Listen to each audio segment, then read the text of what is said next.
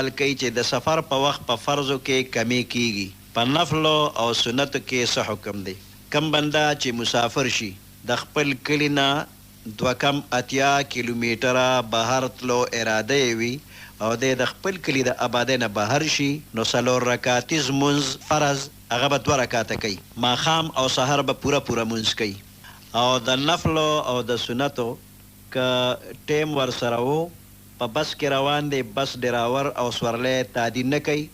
نو سنت دی هم وکي، او که نه ټیم نو د بس ډراور یا عام سورلی تعدی کوي او دا بنده سنتو ته نه پرېږدي نو سنت تی پرېږدي. بیا چې کم ځای ته ورسېږي او په هغه ځای کې دی 15 ورځو نه کم ایسارېږي، ورځ 2 3 10 12 ورځې ایسارېږي، نو 4 رکعاتیز فرض خو به 2 رکعاته کوي،